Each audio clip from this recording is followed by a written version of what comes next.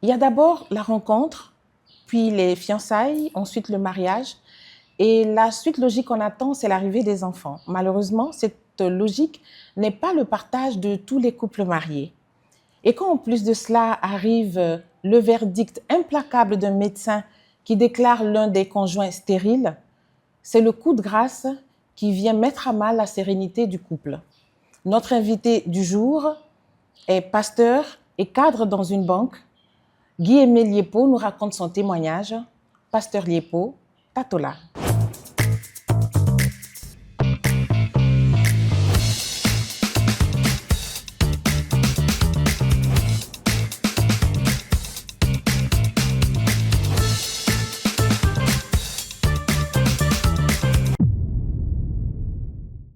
Pasteur Liepo, bonjour.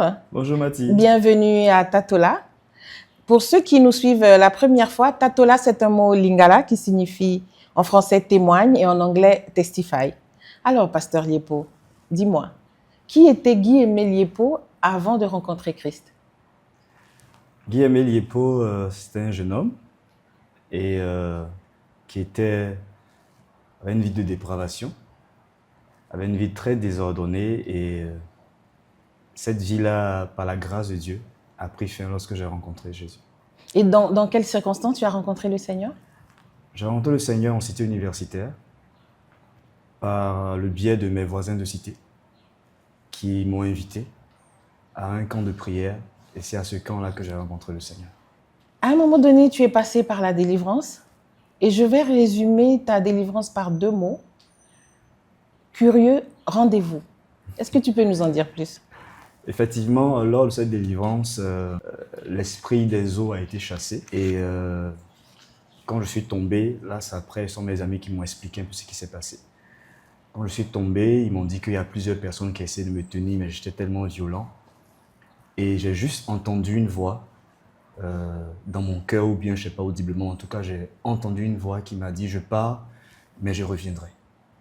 Donc cette voix elle est restée en moi pendant assez longtemps. Ça tournait dans ta tête tout le temps? Dans ma tête. Chaque tu ne fois, savais pas à quel moment je ne savais pas ce qui allait se passer. Ce qui allait se passer en fait. Ouais. Mais j'ai fait le rapport entre l'esprit qui a été chassé et la voix que j'ai entendue.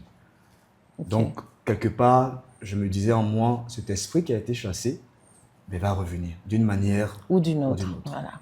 Alors aujourd'hui, tu es mariée à celle que tu appelles ton bonheur. Maman, on te salue. Gros bisous à toi. Alors, est-ce que tu peux nous dire à quel moment vous avez commencé à chercher un enfant?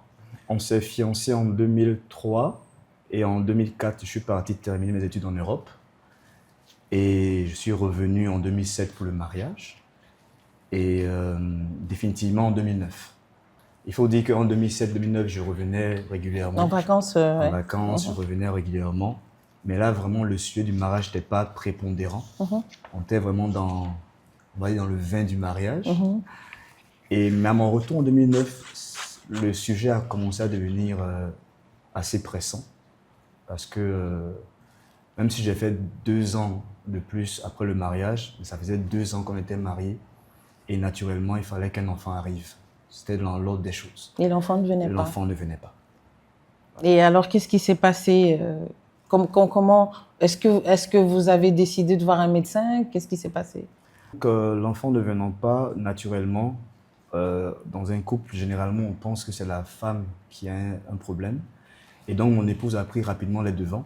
Elle allait faire son test pour savoir si elle était, oui ou non, stérile. Et elle est revenue avec les résultats pour me dire que de son côté, tout allait bien. Donc, il fallait que moi aussi, j'aille faire mon test. Au départ, je ne voulais pas aller faire le test. Pour la première raison, c'est que je me disais qu'il y avait un problème depuis longtemps avec la voix dont je t'ai parlé. Et l'autre point aussi, c'est parce qu'il y avait de l'orgueil en moi. Je ne voulais pas que le problème vienne de moi. Et donc, finalement, avec les insistants de mon épouse, je suis allé faire le test. Et donc, pour les résultats, on a été convoqué par la gynécologue qui nous a reçus. Et à un moment donné, elle a demandé à ce que mon épouse, je ne sais plus très exactement, mais elle a demandé à ce que mon épouse sorte de la salle. Et elle m'a dit, monsieur Liepo, c'est pas bon. Je dis, pas bon, qu'est-ce qui se passe? Vraiment, là, vous êtes stérile. Et dans l'incapacité d'avoir un enfant. Je dis, mais où est la différence entre les 2 mots? Donc, elle a dit, votre cas est un peu particulier et je veux vous conseiller l'adoption. Carrément. Voilà. Et donc, comme mon épouse est revenue après, elle a senti qu'il y avait quelque chose qui n'allait pas. Et donc, elle m'a même tendu une liste de structures agréées pour l'adoption. Je ne savais pas que ça existait, ce genre de choses. Donc, ça a été vraiment un coup très, très, très difficile. Et comment tu as fait? Quelle a été ta réaction devant madame? Quelle attitude tu as eue devant madame après un tel résultat? Bon, après un tel résultat, tu te sens mal parce que on est enfant de Dieu. Donc, ça veut dire qu'on on est ensemble. Et tu te sens mal parce que voilà une femme qui peut procréer et qui veut procréer, mais c'est toi le problème en fait. Et donc, tu te sens très mal, tu culpabilises, tu tournes la question dans tous les sens, tu ne trouves pas de solution.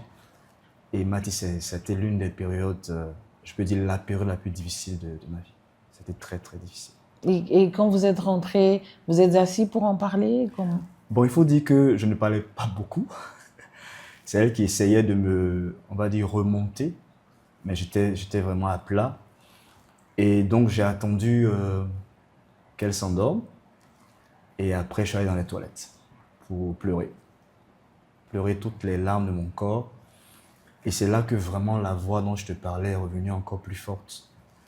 Et là, j'ai compris, en fait, j'ai fait le lien entre la vie dépravée que j'avais avant de rencontrer le Seigneur et ce que je vivais aujourd'hui. J'ai vraiment pris, on va dire, l'ampleur des choses. Et j'ai pensé à tout, j'ai pensé au suicide. Parce que je me suis dit que si je pars, elle pourra se remarier et avoir des enfants. Ça a été une nuit très longue. Et finalement, le jour m'a trouvé dans mes batailles, dans mes luttes. Et finalement, elle s'est levée le matin, elle m'a demandé où j'étais. J'ai dit non, j'ai dormi alors que je n'ai pas dormi.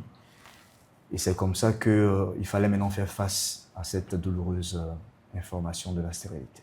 Alors, quelles ont été les conséquences de cette situation dans votre vie de couple? Bon, lorsque j'en ai eu l'information, je servais le Seigneur dans l'église où j'ai été justement converti. Je me suis plongé dans l'œuvre de Dieu. J'ai commencé à devenir le pasteur disponible 24 heures sur 24. Parce qu'en fait, je fuyais l'atmosphère de la maison. Je fuyais le regard de mon épouse. Je fuyais la réalité, en fait. Donc, je quittais le boulot, je partais à l'église et je rentrais très tard en espérant de la trouver endormie lorsque j'allais rentrer. Bon, très souvent, elle ne dormait pas. Donc, ça a été très compliqué et même on commençait, surtout moi en premier, je commençais sérieusement à divorcer. Je commençais sérieusement à me séparer d'elle. À penser au divorce. À penser au divorce. Parce que c'était sans issue. Je servais le Seigneur. Mathis, j'ai fait toutes les prières, j'ai fait tous les jeûnes. Mais c'était cette voix qui ne me lâchait pas en fait. Et ça a été très compliqué. J'ai vraiment pensé au divorce. Et donc, il y avait une grande tension dans le couple aussi? Oui, il y avait une grande tension dans le couple. Il y avait... En fait, tu as comme un problème en fait. Mon épouse, elle faisait tout ce qu'il fallait pour essayer de rendre le couple agréable. Mais le problème, c'était moi. Je n'arrivais pas en fait. Et je n'arrivais pas à trouver les mots juste pour lui expliquer ce que je vivais. Donc, pour moi, la seule solution, c'était soit que je meure ou alors qu'on se sépare. Mais je n'avais pas d'autre solution. Mais madame, mais tu n'as jamais parlé de divorce avec elle. C'était juste dans ta tête? C'était juste dans ma tête. C'était dans ma tête et j'y pensais sérieusement. Mais je n'avais pas eu le courage de lui dire ça parce que le dire dans cette situation-là, ça n'allait pas lui faire du bien de toute façon. Mais c'était quelque chose que je nourrissais dans mon cœur. Alors en Afrique, généralement quand l'enfant tarde à venir, il y a des pics qui sont lancés dans le cercle familial, Oui. Tu le sais. Alors comment ton épouse et toi, vous avez pu gérer vos deux familles respectives? D'accord. Mon épouse est d'origine baoulé, moi je suis d'origine bété. Lorsqu'on allait voir mes parents, très souvent ma mère, naturellement, hein, en fait ce ne sont pas des pics, ce sont on va dire des insistances, on va dire ça comme ça. Donc elle lançait souvent, ah mais qu'est-ce qui se passe, mes petits enfants, quand est-ce que je vais les prendre dans mes bras? C'était compliqué parce que mon épouse ne pouvait pas dire bon, c'est votre fils hein, qui a le problème.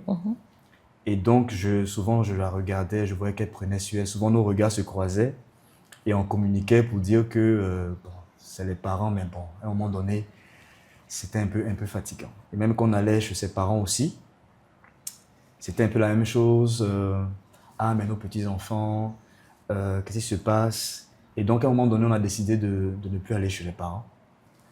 Et pour baisser un peu la pression, on va dire ça comme ça. Alors, durant cette période difficile, est-ce qu'il y a un fait particulier qui t'a marqué? Oui, un fait qui m'a vraiment marqué, je pense que c'était peut-être les prémices de la solution du Seigneur. C'est qu'un jour, mon épouse était au salon et son téléphone sonnait. Et elle m'a donné d'aller prendre le téléphone. Et quand je suis arrivé, j'ai ouvert le sac.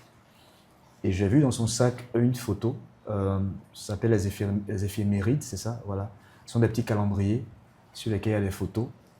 Et dans son sac, il y avait une photo de deux petites filles dans son sac. Qui venait de ce calendrier, Qui c'est venait ça? de ce calendrier. Ok.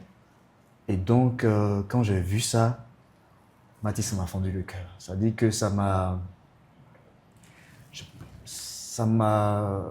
D'un côté, ça m'a fait plaisir que mon épouse garde l'espoir d'avoir un enfant. Mais d'un autre côté, la réalité te revient en plein visage. Pour te dire, voilà, tu es celui-là qui va bloquer le processus pour qu'elle ait ses deux filles, en fait. Et donc, c'était assez mitigé. Et après, elle m'a dit, mais tu fais quoi dans la chambre, mon téléphone? Ça m'a ramené à la réalité. Et donc, cette photo est restée longtemps gravée dans mon esprit. La Bible dit que les ténèbres ne régneront pas à toujours. Et donc, à un moment donné, l'amour, la paix, l'entente sont revenus dans votre couple. Alors, ça a été quoi le déclic? Le déclic, ça a été mon épouse qui s'est rendue compte que vraiment son époux était en train de s'enfoncer. Et elle m'a dit, écoute, je t'ai épousé non pour les enfants, mais c'est pour toi, je t'aime toi. Et c'est une phrase qui m'a remonté. Et après, ça m'a remonté, mais ça a aussi créé beaucoup de choses en moi, beaucoup d'émotions. Et j'ai commencé, Mathie, à prier véritablement. Il faut dire qu'avant, ce n'était pas des prières, c'était beaucoup plus des plaintes. Et j'ai commencé à prier. Et un jour, je vais au travail et je me sens vraiment pas bien. Je dis à mon boss, là vraiment, je ne suis pas bien. On est dans les chiffres. On va mettre un 0, là, il ne faut pas. Donc, je demande à mon boss, est-ce que je peux prendre ma journée? Il dit, OK. Mais en fait, dès que j'ai son accord, je vais dans les toilettes et je sens vraiment le besoin de prier. Et quand je rentre dans les toilettes du bureau, je commence à prier. Et là, j'entends une voix. Je ne sais pas si c'est dans mon cœur. En tout cas, j'entends quelque chose dans mon cœur qui dit retourne comme au début du mariage. Qu'est-ce que ça veut bien dire? Je ne sais pas. Et donc, j'appelle mon pasteur et je ne lui dis pas que c'est moi qui ai ce problème. Je lui raconte une histoire d'un frère qui est venu me voir, qui n'arrive pas à avoir d'enfant. En fait, j'explique bien l'histoire sans dire que c'est moi. Et il m'explique en fait la voix que j'ai entendue. En fait, il dit que cette voix-là veut dire que ce monsieur dont tu me parles doit, avec son épouse, revenir comme lorsque l'enfantement n'était pas un sujet. C'est-à-dire le lendemain du mariage, on est heureux, on ne parle pas d'enfant. On ne parle pas de est-ce qu'on en aura, on n'en aura pas. Et donc, avec cette explication, je repars pour essayer de mettre ça en pratique. Mais ça n'a pas été évident. Voilà, ça n'a pas été évident. Ça a été difficile, mais petit à petit, on a commencé à faire des sorties, à aller à Sydney, on a commencé à vivre, en fait. On a commencé à passer des bons moments, on a commencé à rigoler. Et là, le couple a commencé à renaître. Vous avez recommencé à manger l'amour, comme on dit à Abidjan. Voilà, à manger l'amour. Il faut dire que pendant de longs moments, nos rapports sexuels n'étaient pas des rapports sexuels d'amoureux, on va dire ça comme ça. C'était pas fait avec de... C'était mécanique, voilà, parce qu'on voulait un enfant. Et là, par la grâce de Dieu, on a recommencé à avoir des moments de qualité. On a commencé à prier ensemble, à avoir des rapports heureux. On a commencé à vivre, en fait. C'était juste merveilleux. Et est-ce que vous arrivez toujours de prier pour avoir un enfant ou bien... Oui, bien sûr, mais on ne priait plus de la même manière. on ne priait plus comme s'il y avait un fusil sur notre tempe. On ne priait plus pour faire plaisir aux parents, pour le regard des autres. On ne priait plus pour montrer aux gens qu'on peut aussi. C'était plus les mêmes prières. C'était vraiment des prières de voilà, Seigneur, on s'attend à toi.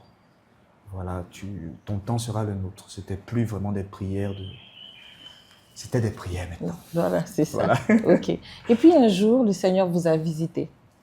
Oui, Mati, le Seigneur nous a visités. Un jour, on regardait un film et je commence à regarder mon épouse et je trouve qu'elle a grossi. Il faut dire que mon épouse avait déjà plusieurs fois fait des tests de grossesse. Je trouve qu'elle a grossi. Donc je lui dis, mais chérie, tu as un peu grossi. Est-ce que tu... Bon, après, c'était plus un sujet, donc elle dit, on rigole de ça. Elle dit, bon, c'est très bien que tu aies fait ton test. On ne sait jamais. Bon, c'était plus... Avant, on allait faire le test parce que, bon, là, maintenant, après, elle a pris son temps et puis après, je ne sais plus si c'est le même jour, le lendemain, je ne sais plus, mais elle allait faire le test. Et là, elle m'a appelé. Elle me dit, il y a 2 traits. Je dis, bon, 2 traits, c'est quoi? Tu ne savais pas ce que ça veut dire, hein? C'est ce que ça voulait dire, 2 traits. Elle me dit, mais il y a 2 traits. J'ai dit, oui, il y a 2 traits. Qu'est-ce que ça veut dire? Elle dit, je suis enceinte. Je dis, non. Ouais. Et là, en fait, quand elle me dit qu'elle est enceinte, en fait, je ne crois pas. Pas parce que, enfin, je veux dire, on est bien là, en fait. Ça dit qu'on n'est plus... on n'est plus dans l'attente. On était bien. Elle dit, je suis enceinte. J'ai dit, waouh. Et donc, elle était effectivement enceinte. Et après, bon, 9 mois après... Comment s'est déroulée la grossesse? Très bien, sans problème? Super. C'était, voilà, mon épouse, c'est les glaces. Voilà, c'est... Vraiment, c'était un bon moment parce que c'était plus l'enfant qui était le principal. C'était nous qui attendions quelqu'un. Voilà, c'était pas quelqu'un qui allait rendre notre couple heureux. Voilà, c'était pas... Quand l'enfant viendra, on sera bien. Ouais, c'est ça. Vous étiez déjà heureux et quand l'enfant... bien et on attend quelqu'un d'autre qui va être aussi dans la joie avec nous. C'est ça. Et comment tu t'es senti quand tu as tenu pour la première fois ton bébé dans les bras? En fait, le jour de l'accouchement, elle allait faire un contrôle. Donc, on arrivait au boulot, c'était au plateau. Donc, moi, je suis allé à ma boîte. Et donc, on se disait à tout à l'heure. J'appelle, ça ne décroche pas. J'appelle mon beau-père, j'appelle tout le monde, personne ne décroche. Donc, je commence un peu à paniquer. Et donc, je vais à l'hôpital pour là où elle est censée faire le contrôle. Et en partant, sa soeur m'appelle pour me dire tu es où? Je dis, je suis en train d'aller à l'hôpital. Ah, mais bon, t'es papa. Je dis, ah, donc j'arrive. Bon, tout le monde est déjà là. Et Mati, quand j'ai vu ma fille, je ne peux pas t'expliquer quoi. Ouais. Je dis, mais comment c'est possible en fait, tu vois? Et j'ai compris que Dieu est fidèle. Amen. Dieu est fidèle et... Tu sais, Mati, c'est merveilleux quand on rend le témoignage. Mais quand on le vit, c'est autre chose. C'est tout autre chose. Ouais. Parce que tu te dis, mais est-ce que ça va finir un jour? Est-ce que tu pourras aussi tenir ton enfant dans les bras? Tu es dans de l'incertitude. Donc quand tu prends l'enfant, c'est comme dans un rêve en fait. C'est ça. C'est comme dans un rêve. L'enfant est là. Bon, elle me ressemble. J'ai dit, waouh. Et mon père me dit, mais t'es papa, quoi. J'ai dit, en fait, je ne réalise pas encore. Je suis encore dans... Et tu as tout le film qui passe. C'est ça. Depuis la conversion, la voix que tu as entendue, ton envie de suicide, ton envie de divorce, les problèmes dans ton foyer, tout ça te revient et j'ai fondu en larmes, quoi. Ça a été difficile, Mati. Ça a été très difficile, mais Dieu est fidèle. Et aujourd'hui, vous avez combien d'enfants? Aujourd'hui, on a 3 filles. Ok. Et on a eu d'abord Seraya, qui est née en novembre 2011. Ensuite, en juillet 2013, on a eu Ariela. Et donc, une fois, on est sorti avec les filles pour faire des photos. Et elles ont tiré une photo ensemble. C'était exactement la même photo que mon épouse avait dans son sac. Que la photo du calendrier. La photo du calendrier. Waouh. C'était La même pose, la en même fait. pose, en Ouais. fait. J'ai dit, waouh, Seigneur, c'est quoi ce scénario-là? C'était la même pose. Et après Ariella, on a voulu encore avoir un enfant et ça venait pas. Et une fois, il dit à mon épouse, tu vois, c'est ta photo-là qui nous bloque aujourd'hui. On en a rigolé. Et après, Ivana est venue en décembre 2020. 2020, donc Ivana a 5 ans Ivana maintenant. a 5 ans aujourd'hui. Vraiment, on bénit le Seigneur. Amen. Alors, dis-moi, pasteur Liepo, quelles sont les leçons que tu tires de toute cette expérience? La première leçon que je tire, c'est la vie de dépravation, qui est dangereuse en fait. Il y a des choses qui nous rattrapent dans le foyer. Et étant jeune, j'ai eu une vie très désordonnée. Une vie, l'impudicité, la masturbation, la pornographie.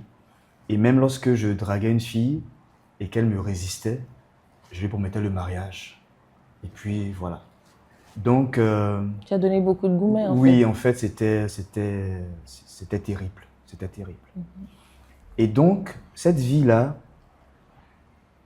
a fait qu'à un moment donné, j'ai commencé, lorsque je dors, il y a une femme qui rentre dans mon lit, en fait, qu'on appelle la sirène des eaux.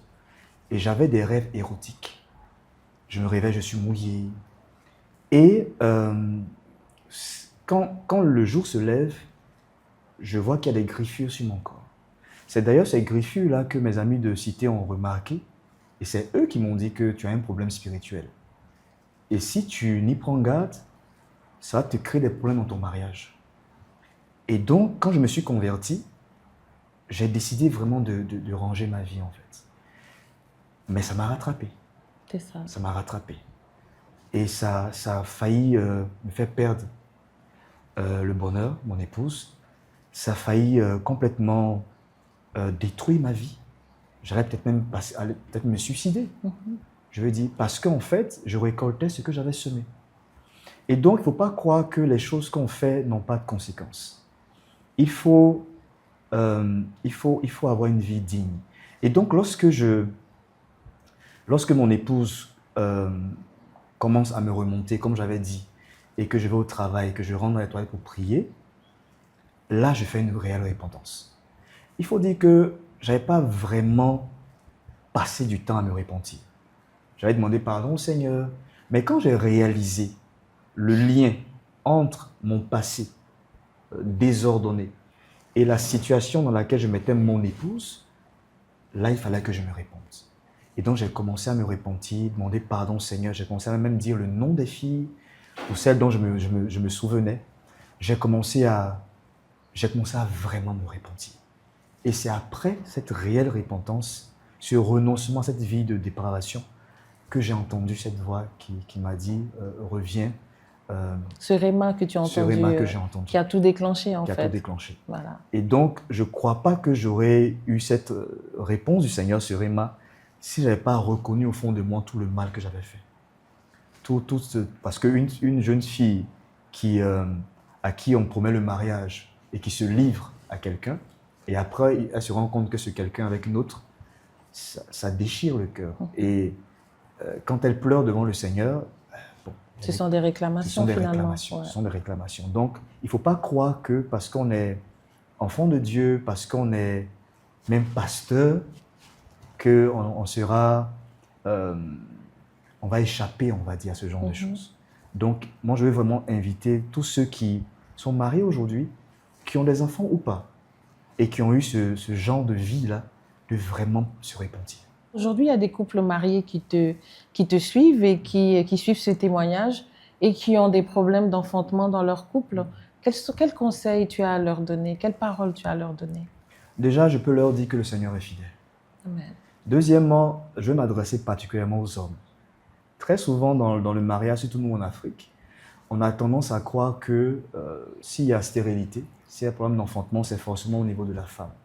Et il y a beaucoup d'hommes, justement, qui sont dans ce cas de stérilité et qui ont de gros complexes et qui, par orgueil, refusent de faire des tests.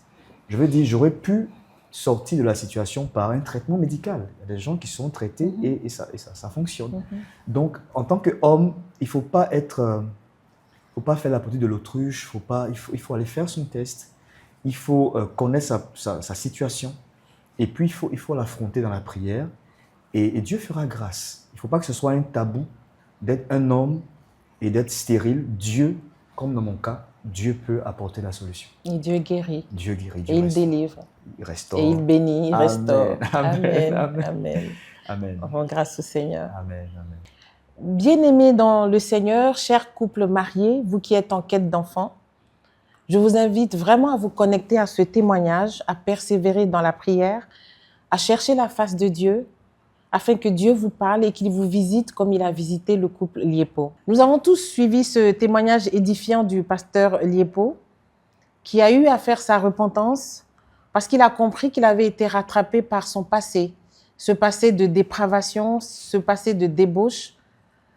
Alors, toi qui nous suis en ce moment, je ne sais pas comment tu marches avec le Seigneur. Si tu as déjà donné ta vie à Christ, gloire à Dieu, persévère dans la prière et tu verras sa gloire. Par contre, si tu ne connais pas le Seigneur, si tu ne lui as pas encore donné ta vie et que tu marches dans une vie de débauche, de dépravation, tu vis dans le mensonge, dans le péché, je t'invite vraiment à donner ta vie au Seigneur. Alors, si tu es d'accord avec moi, je t'invite à faire cette prière. Mon Dieu, je viens auprès de toi au nom de Jésus-Christ. Ta parole déclare « Quiconque invoquera le nom du Seigneur sera sauvé ». Je te demande pardon pour mes péchés. Je demande à Jésus de venir dans mon cœur et de devenir le Seigneur et le Sauveur de ma vie. Je crois dans mon cœur et je confesse que Jésus est le Seigneur, qu'il est mort pour mes péchés et que Dieu l'a ressuscité des morts. Je déclare que je suis sauvé, je suis né de nouveau, je suis désormais enfant de Dieu et j'ai la vie éternelle dans mon esprit. Amen. Pasteur Liepo, merci beaucoup. Merci Mathilde. Merci d'être passé à Tatola. Tu as été touché par ce témoignage, alors je t'invite à liker, à t'abonner pour ne rater aucun épisode et surtout à partager massivement ce témoignage pour toucher des vies, édifier des vies. Alors, si toi aussi tu as été impacté par Christ, Tatola.